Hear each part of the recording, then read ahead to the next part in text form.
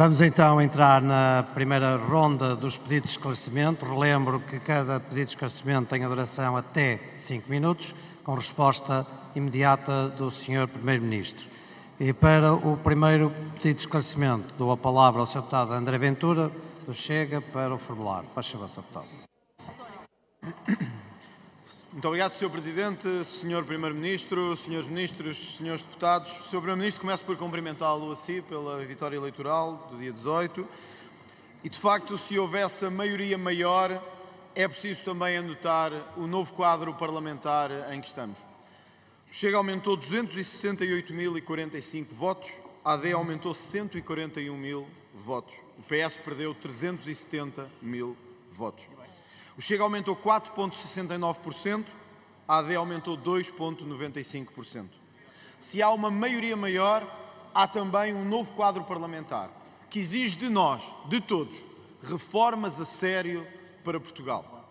E se agora nos podemos livrar do Partido Socialista nessas reformas, então o tempo é de não olhar para trás.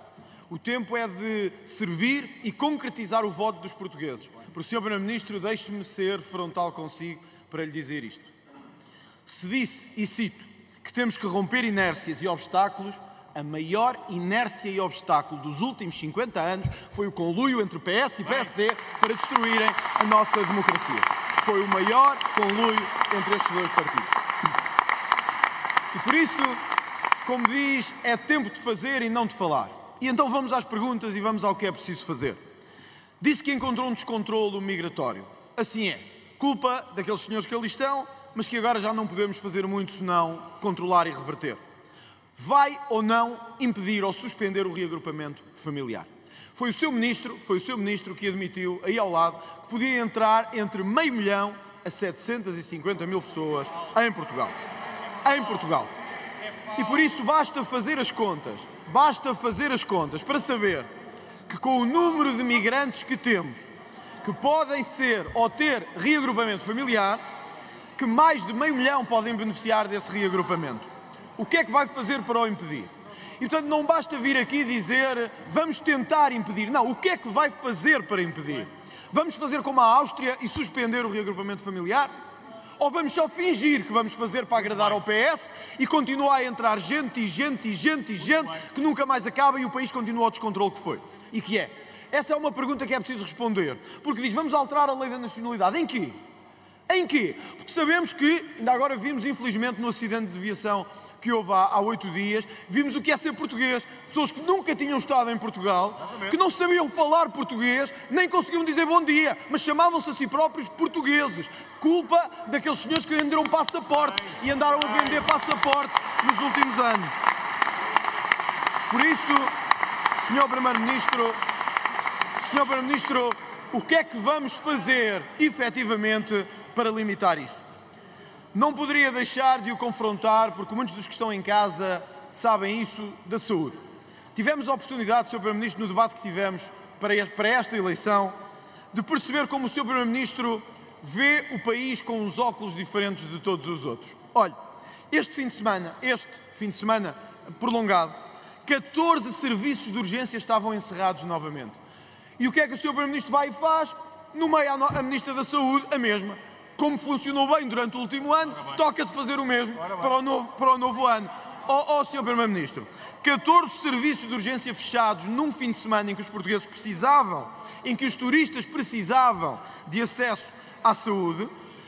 O tempo médio de acesso a consultas, sobretudo à primeira consulta, continua na desgraça em que está. O acesso a cirurgias em muitos hospitais continua na desgraça em que está e o Sr. Primeiro-Ministro diz que, aliás, não deu uma palavra para a saúde dos portugueses, por isso vou dar eu.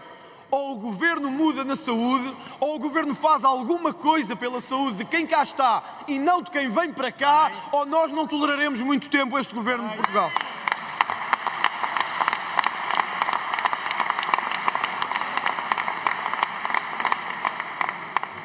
O país, Sr. Primeiro-Ministro, está mais violento e mais inseguro. Está mais violento porque, por um lado, permitiram cá entrar toda a gente sem verificar quem eram, mas também porque o clima de impunidade se acentuou. E eu estou a falar de toda a violência, não da violência boa e da violência má, da violência que quando é contra a direita é boa, quando é contra a esquerda não é boa. Não, Sr. Primeiro-Ministro.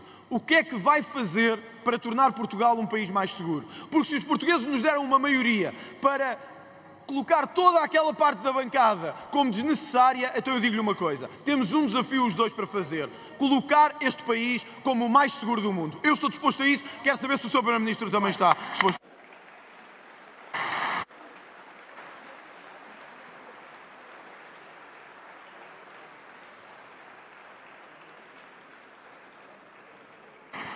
Sr. Primeiro-Ministro, para responder, também com mesmos 5 minutos, faz favor.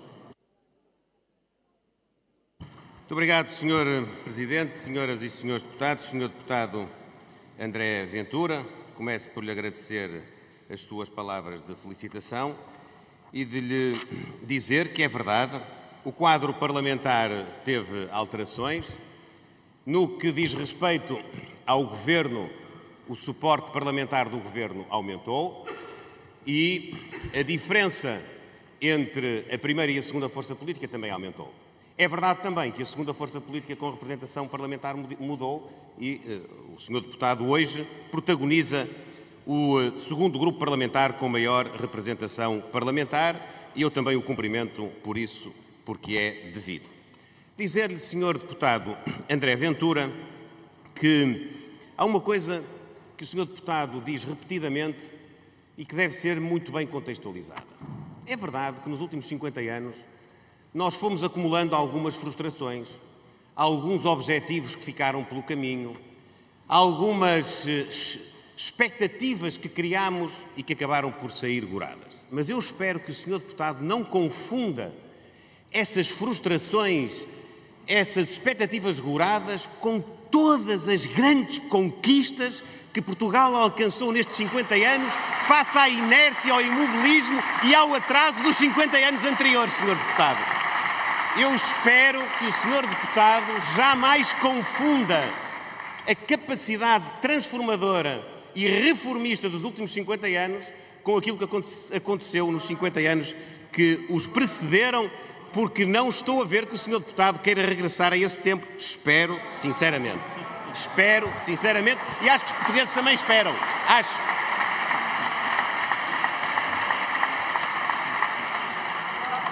Senhor Deputado, reagrupamento familiar na política migratória estava no nosso programa eleitoral, por acaso creio que não estava no seu. Aquilo que o Governo pretende fazer é apertar mais as regras, limitar mais as possibilidades que hoje se abrem, mas não é suspender a possibilidade de haver reagrupamento familiar para imigrantes. Eu devo aqui reiterar, Sr. Deputado, que termos famílias de imigrantes integradas e bem integradas, como termos estudantes imigrantes, é bom para a nossa economia, é bom para o desenvolvimento do país. O que é mau é termos imigrantes ilegais, é termos falta de regras, é termos incapacidade de fazer cumprir as regras. E é por isso que nós vamos apresentar alterações à Lei da Nacionalidade, à Lei de Estrangeiros e vamos permitir que o Chega corrija o erro de ter inviabilizado, agilizar os procedimentos de repatriamento e a criação da Unidade de Estrangeiros e Fronteiras na Polícia de Segurança Pública. Vamos dar uma segunda oportunidade ao Chega. O Chega ficou em segundo lugar, merece uma segunda oportunidade para se redimir desse grande pecado.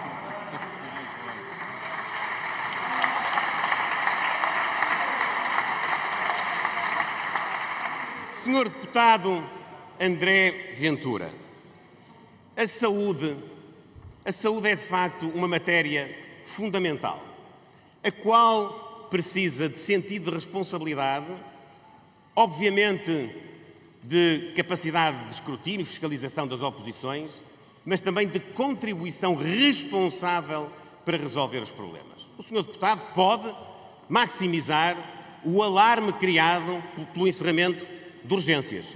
Nós também lamentamos ainda não ser possível terminar com essa circunstância. Mas ficava-lhe bem dizer que em 2025 esses encerramentos são cerca de metade daqueles que ocorreram em 2024. E, portanto, o caminho que estamos a percorrer é um caminho de recuperação. O mesmo se diga relativamente aos tempos de espera para consultas e para cirurgias. O mesmo se diga, Sr. Deputado, relativamente ao investimento que estamos a fazer agora, quer no âmbito do PRR, quer em investimentos diretos do Orçamento do Estado. Quer também o investimento nos recursos humanos, porque nós precisamos de mais profissionais para ter mais capacidade de resposta. Portanto, sim, senhora, senhor deputado, é preciso fazer mais, é preciso ter essa exigência, mas também é preciso ter o sentido de responsabilidade de dizer aquilo que está a ser bem feito e, por isso, a continuidade da política da saúde é importante para terminarmos a execução do programa de transformação e emergência, que tem cerca de 80% das suas metas cumpridas, e para continuarmos a transformar o Serviço Nacional de Saúde. Sobre a segurança, as suas palavras hoje são tão diferentes de há um ano e isso também é bom sinal. Obrigado, Sr. Primeiro-Ministro.